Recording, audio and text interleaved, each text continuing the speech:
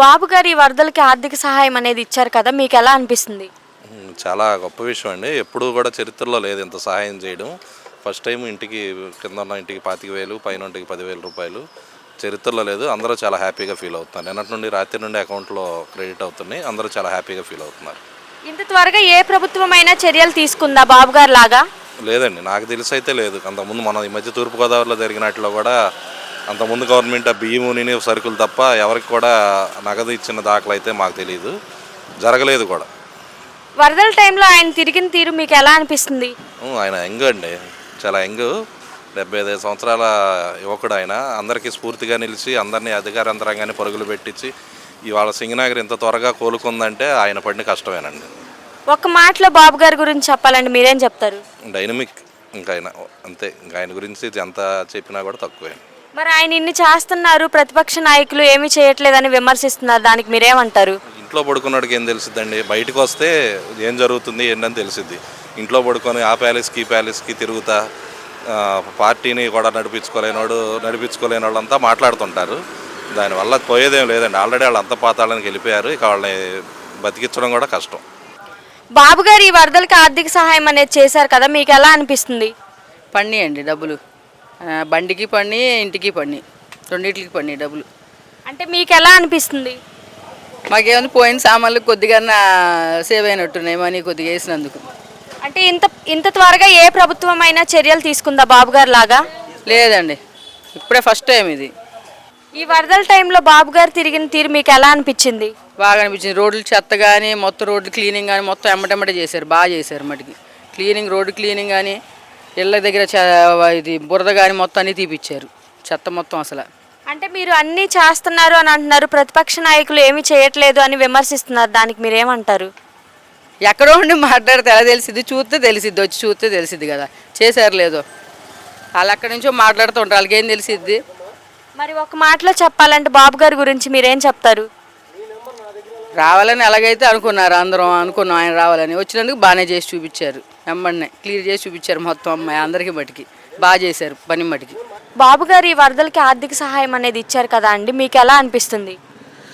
బాబు గారికి ఈ ఆర్థిక సహాయం చేసినందుకు ప్రత్యేక ధన్యవాదాలు. ముందుగా బాబు గారు చేసినట్టు ముందు కానీ తర్వాత కానీ చేయలేరు కూడా, అంత ఆర్థిక సహాయం చేశారు.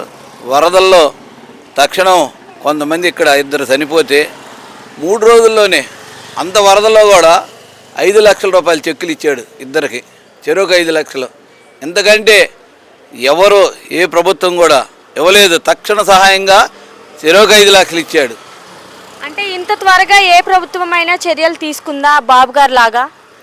ఏ ప్రభుత్వం చర్యలు తీసుకోవడం కాదు కదా, కనీసం పలకరించేవాడు కూడా ఉండడు. గతంలో మేము చూసాము. ఇలా వచ్చి ఇంటింటికి వచ్చి బాబుగారే స్వయంగా వచ్చి మా వరదల టైంలో వారం రోజులు కలెక్టర్ ఆఫీస్లో ఉండి చక్కగా చేశారు. ప్రతి పడవ వేసుకొచ్చి మేము కూడా వెళ్ళలేని టైంలో బాబుగారే వచ్చి మా అందరిని పలకరించి చక్కగా ఎలా ఉండారు, మీకు నేనున్నాను అని ధైర్యం ఇచ్చాడు. ఆ ధైర్యంతోనే జనమంతా కూడా ఊపిరి పీల్చుకొని బయటకు వచ్చారు. దానికి బాబుగారికి మరీ ప్రత్యేకంగా ధన్యవాదాలు. మరి ప్రతిపక్ష నాయకులు విమర్శలు చేస్తున్నారు ఆయన మీద, దానికి మీరేమంటారు? ప్రతిపక్షం అనేది ఇంతవరకు జగన్ అనే వ్యక్తి పైసా కూడా సహాయం చేయలేదు. బురద జల్లుతానికి ఏదో చెబుతుంటారు.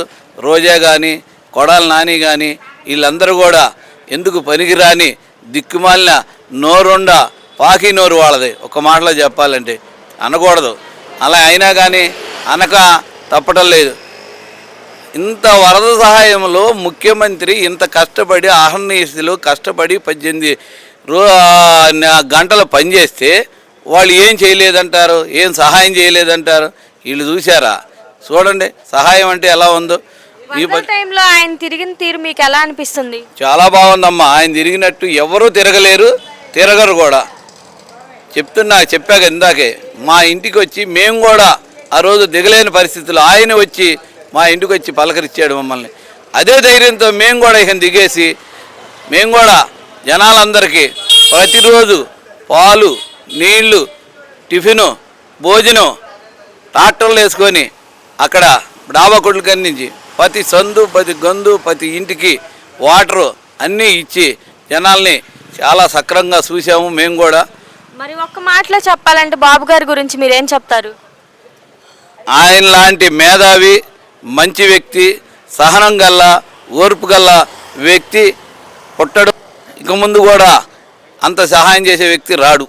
మరి మీరు ఇన్ని చేశారు బాబు గారు అని అంటున్నారు, జగన్ ఏమో ఏమీ చేయలేదు, వరదల టైంలో బాబు గారు ప్రజల్ని ఎలాగో ఆదుకోలేదు అని చెప్పని అంటున్నారు. అవన్నీ బురదల్లే మాటలమ్మా. బాబుగారు ఆదుకున్నట్టు జనాన్ని ఎవరు ఆదుకోలేరు.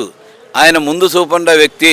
ఆయన ముందు చూపు మూలానే ఈ సింగనగర్ ప్రాంతంలో ఈ జనం అంతా కూడా బతికి బట్ట కట్టారంటే కేవలం బాబుగారి పుణ్యం. అదే జగన్ ఉంటే ఇందులో కనీసం 50-60 వేల మంది అన్న చనిపోయేవాడు. వాస్తవం చెబుతున్నామ్మా. ఎందుకంటే ఆయన వచ్చేవాడు కాదు, పలకరిచ్చేవాడు కాదు. ఈ నీళ్ళలోనే చచ్చిపోయేవాళ్ళు. ఆహారం అందించేవాడు కాదు, నీళ్ళు అందించేవాడు కాదు, పాలు అందించేవాడు కాదు, ఏమీ పట్టించుకునేవాడు కాదు. ఆ హెలికాప్టర్లో 2 రౌండ్లు వేసేవాడు, ఇంటికి పోయేవాడు. అది వాళ్ళ పరిస్థితి.